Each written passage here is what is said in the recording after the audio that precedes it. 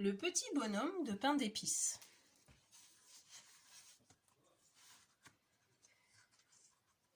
Il était une fois un petit vieux et une petite vieille qui habitaient une jolie maison tout en haut d'une colline. Le petit vieux aimait jardiner dans son jardin.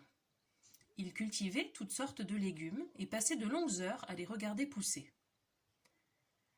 La petite vieille, elle, aimait travailler bien au chaud dans sa cuisine. Chaque jour, elle confectionnait pour son époux de délicieux gâteaux. Ce matin-là, elle décida de faire une surprise au petit vieux. Elle réfléchit un moment, puis se mit à travailler sa pâte. Bientôt, sous ses doigts habiles et agiles, apparut un beau petit bonhomme de pain d'épices qui souriait. Ses yeux étaient 2 raisins secs et sa bouche une cerise. La petite vieille plaça sur son habit des boutons en sucre candi et lui fit un chapeau en sucre d'orge de toutes les couleurs. Puis, elle mit le bonhomme de pain d'épices à cuire au four et s'assit sur sa chaise à bascule pour se reposer. La petite vieille somnolait quand elle entendit tambouriner à la porte du four. Elle se leva et ouvrit le four pour voir si le petit bonhomme de pain d'épices était cuit. Il devait l'être, car il lui fit un clin d'œil et d'un bond sauta hors du four, traversa la cuisine et s'enfuit par la porte ouverte. « Arrête-toi » lui cria la petite vieille en courant derrière lui. Le petit bonhomme de pain d'épices arriva dans le jardin où le petit vieux soignait ses salades. « Arrête-toi ! Arrête-toi » cria le petit vieux, alors que le petit bonhomme de pain d'épices franchissait déjà la grille du jardin. Le petit vieux abandonna son arrosoir et se lança lui aussi à la poursuite du fugitif. « Courez, courez tant que vous voudrez, jamais vous ne m'attraperez » cria le petit bonhomme de pain d'épices. Au détour du sentier, il passa devant un chat gris perché sur une barrière.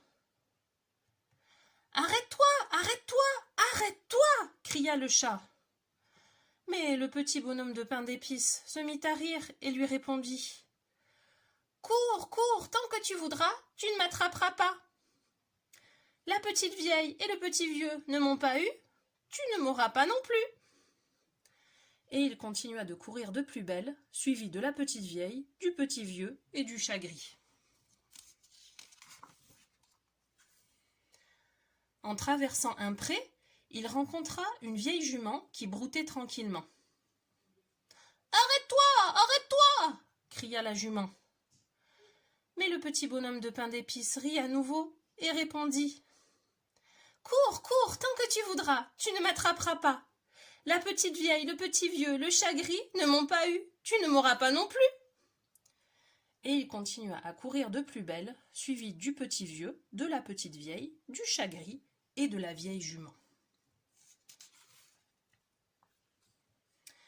Quelques instants plus tard, il rencontra un petit garçon et une petite fille qui marchaient sur la route.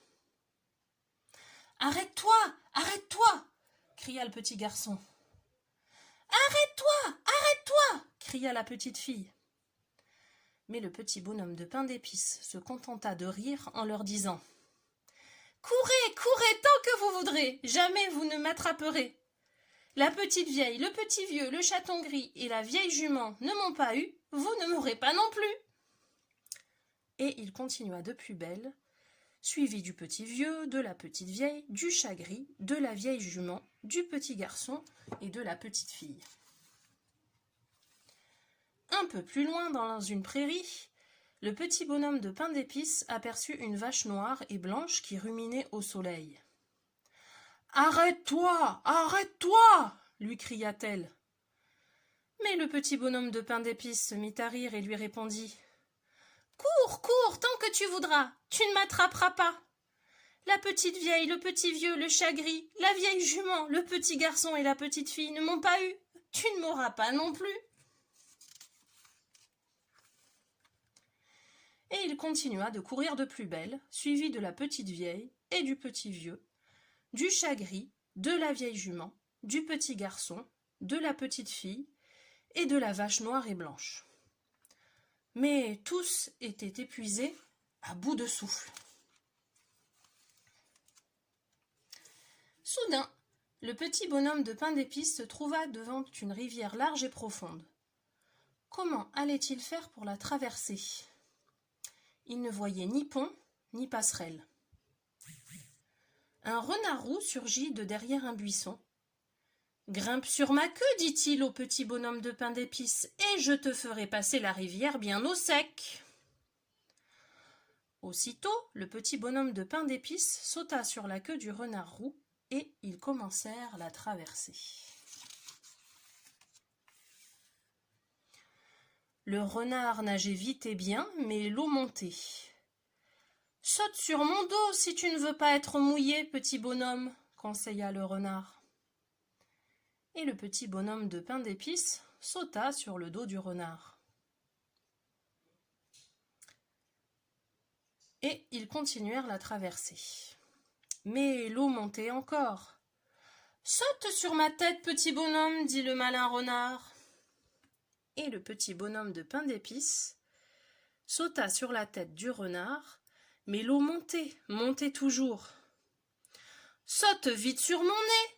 cria alors le renard.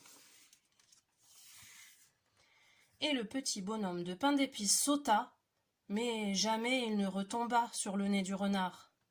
Le renard l'avait avalé. N'est-ce pas triste? Mais après tout, le pain d'épices n'est-il pas fait pour être mangé? Et c'est la fin de cette histoire.